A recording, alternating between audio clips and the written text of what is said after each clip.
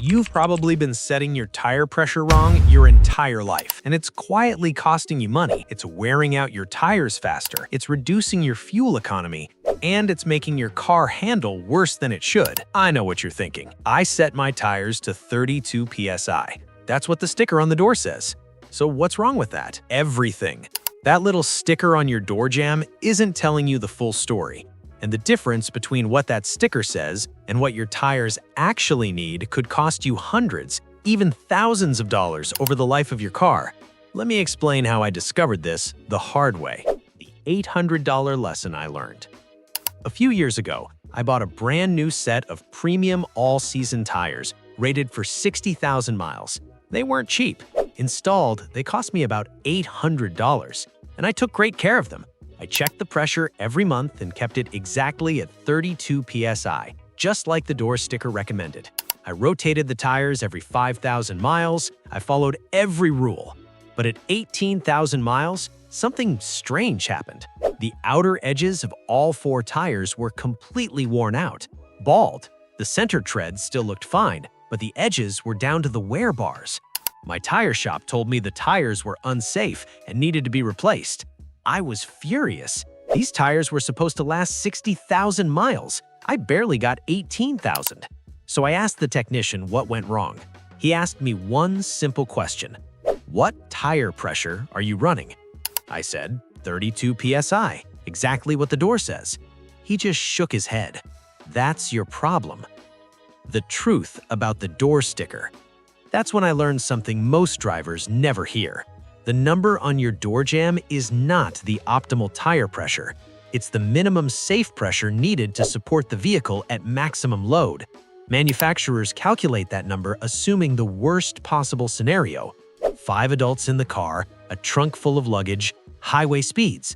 They calculate the minimum pressure required to safely carry all that weight. That number ends up on the sticker. For most vehicles, it's between 30 and 35 PSI. But here's the question nobody asks. How often do you actually drive with your car fully loaded? For most people, it's just the driver. Maybe one passenger, maybe some groceries. Your car is hundreds of pounds lighter than its maximum capacity, and that changes everything. What low pressure actually does. When you run lower pressure in a lightly loaded vehicle, the tire can't maintain its ideal shape. The sidewalls flex more than they should. The contact patch spreads wider, but here's the critical part. The center of the tread slightly lifts off the road. That means most of the vehicle's weight gets concentrated on the outer edges of the tire. And that's exactly what happened to my tires. The edges were doing all the work. They wore out 3 times faster than the center. So what's the right pressure? Here's where things get interesting. The correct pressure depends more on the tire than the car. Look at the sidewall of your tire. You'll see something like max pressure 51 PSI. That number is the maximum pressure the tire is designed to handle safely.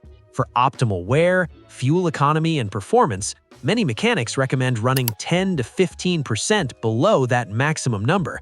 For most passenger car tires, that ends up somewhere around 38 to 42 PSI, not 32, closer to 40. Is that overinflating? A lot of people hear that and immediately think, that's dangerous. But we need to clarify something. Overinflated means exceeding the tire's maximum rated pressure. If your tire says 51 PSI max and you inflate it to 55, that's dangerous. But if you're running 40 PSI in a tire rated for 51, that's well within the safe operating range. The experiment. After replacing my destroyed tires, I decided to test this. Same brand, same tire model, same driving habits. The only change? Tire pressure. Instead of 32 PSI, I ran them at 40 PSI. I've now driven 35,000 miles on those tires, and the wear is perfectly even across the entire tread.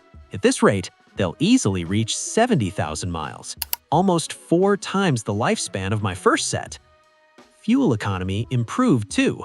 Something else happened that surprised me. My fuel economy improved. At 32 PSI, my car averaged 26.4 mpg. At 40 PSI, it now averages 28.1. That's about a 6% improvement.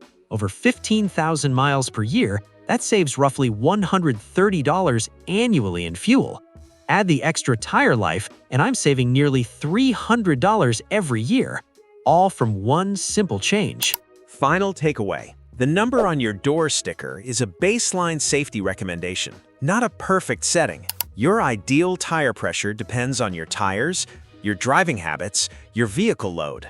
For most passenger vehicles in normal conditions, the sweet spot is somewhere around 38 to 42 PSI.